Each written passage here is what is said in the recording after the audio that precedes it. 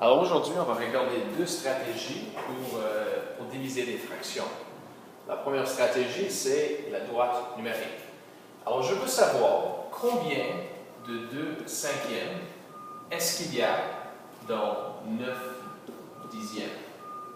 Alors pour commencer la question, je peux identifier 9 dixièmes sur ma droite numérique. Ça c'est 9 dixièmes ici.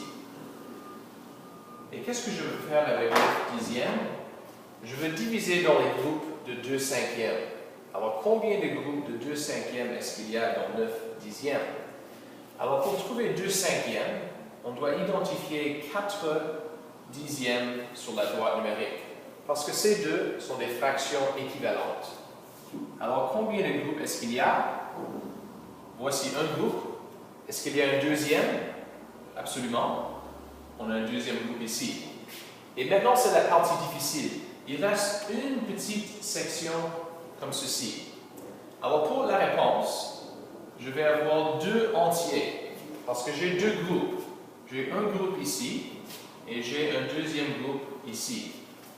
Mais je n'ai pas un troisième groupe au complet.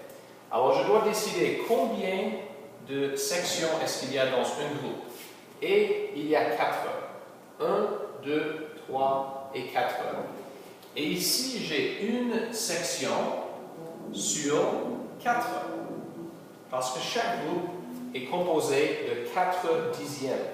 Alors, la partie qui reste va être 1 sur 4.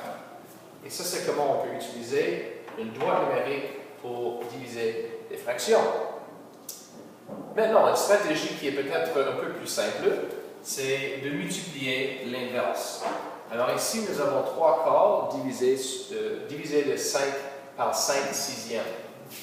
Alors je peux faire simplement 3 quarts multiplié par l'inverse de 5 sixièmes, et 6 sur 5.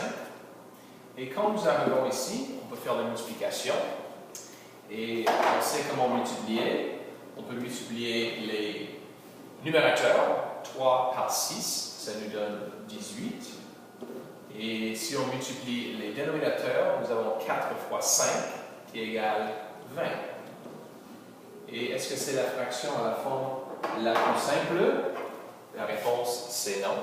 Alors si je simplifie ma fraction, ça serait 9 sur 10. Et je peux encadrer ma réponse à la forme la plus simple. Et finalement, je peux vérifier ma réponse avec une estimation. Alors, pour l'estimation, je peux estimer 3 quarts. 3 quarts, c'est environ 1 entier. Et 5 sixièmes, la même chose. C'est environ 1. Alors, je peux faire 1 divisé par 1 pour mon estimation. Et 1 divisé par 1, ça me donne 1. Et si je compare mon estimation avec ma réponse, on peut voir que les deux sont assez proches. Donc, c'est une réponse raisonnable à la forme la plus simple.